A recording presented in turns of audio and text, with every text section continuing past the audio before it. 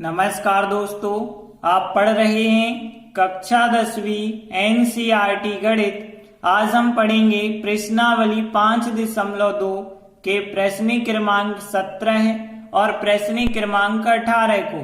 तो ध्यान से समझना।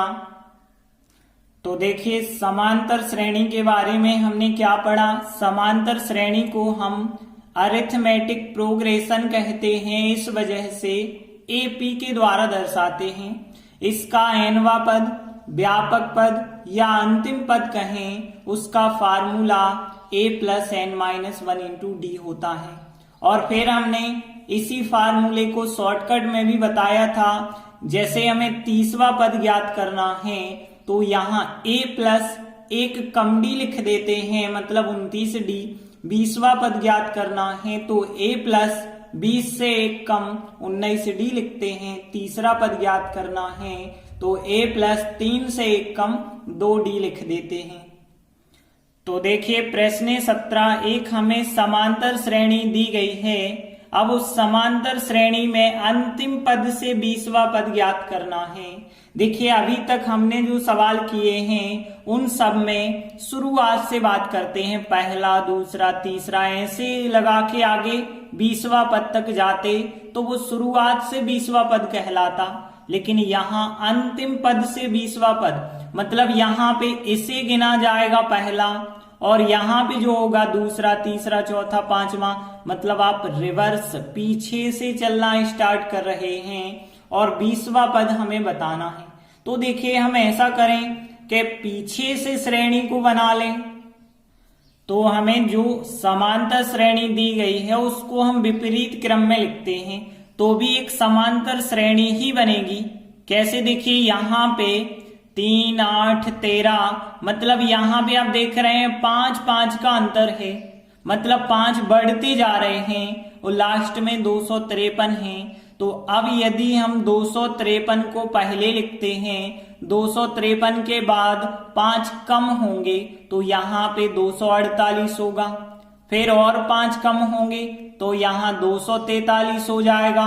फिर 5 और कम हो जाएंगे, 238 हो जाएगा। इस प्रकार से श्रेणी बढ़ेगी और कहाँ तक? 13, 8, 3 तक। तो इस प्रकार से हमने रिवर्स में इस श्रेणी को लिखा है। देखिए, है बिल्कुल वही चीज, लेकिन हमें अंतिम पद से, मतलब पीछे तरफ से 20वां पद ज्ञात करना है, तो हमें पीछे तरफ से श्रेणी को लिखना पड़ेगा।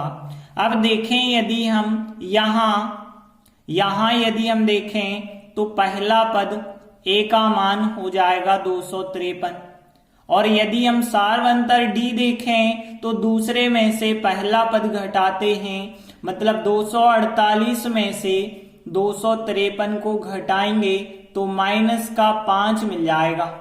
-5 यदि मिलेगा, अब हमें निकालना है अंतिम से 20वां पद।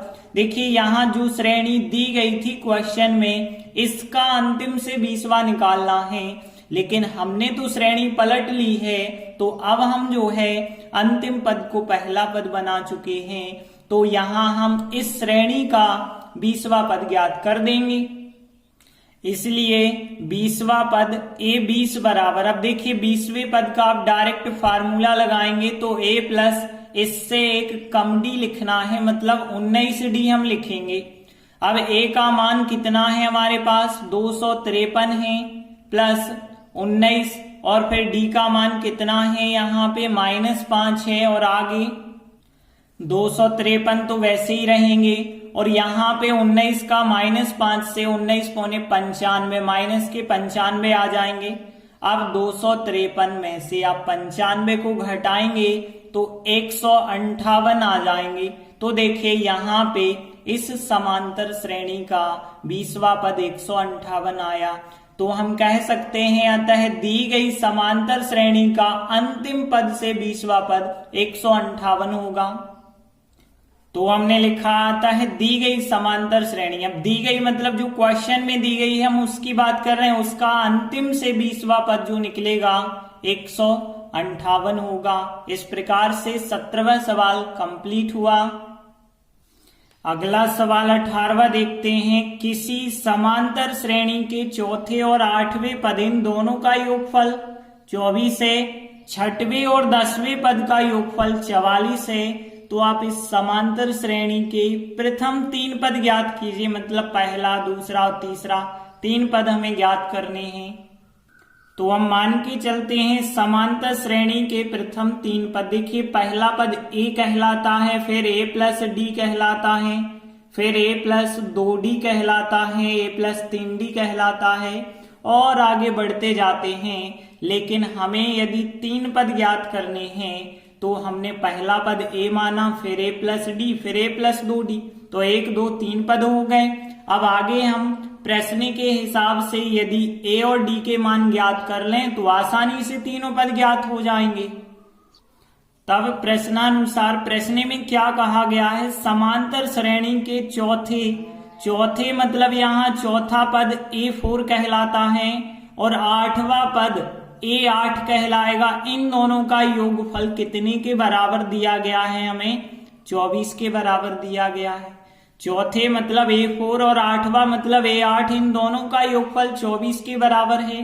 देखिए इसे थोड़ी और आगे सॉल्व करके हम समीकरण बना लेते हैं। चौथे पद का a प्लस 3d, 1d कम होना चाहिए। 8वें पद का होगा a प्लस 7d बराबर होगा यहाँ 24। और आगे देखिए a और a हो जाएंगे यहाँ पे 2a, 3d और 7d मिलके हो गए 10d बराबर है 24 के। अब देखिए यहाँ 2, यहाँ 10, यहाँ 24, पूरे में 2 से भाग जा रहा।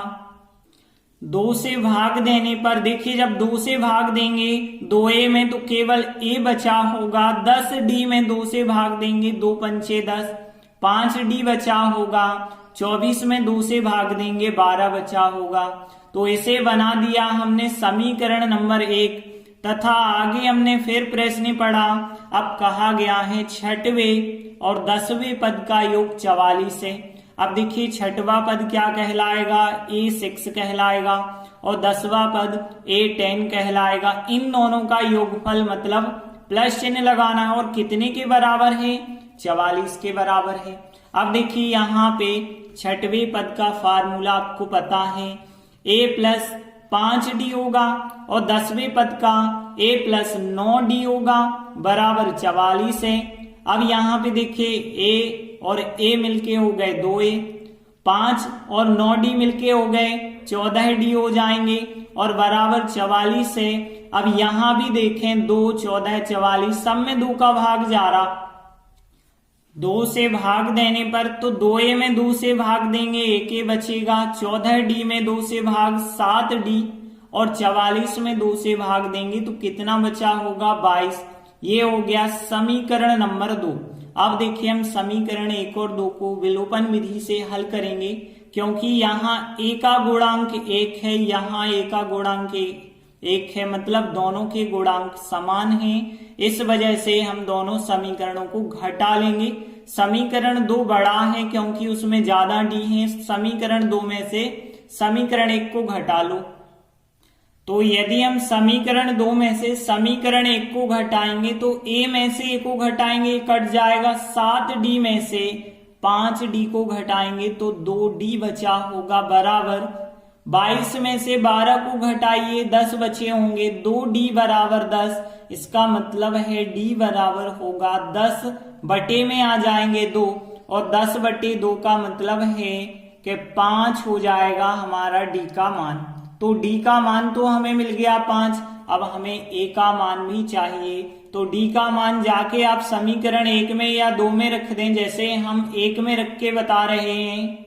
तो d का मान समीकरण 1 में रख देते हैं। तो देखिए यहाँ पे a लिखा हमने और फिर यहाँ पे 5 और फिर d की जगह d का मान आपको रख देना है 5 बराबर है यहाँ पे 12 के। और आगे जब सॉल्व करेंगे तो a 5 और 5 का गुणा 25 हो जाएगा बराबर 12 लिखा है।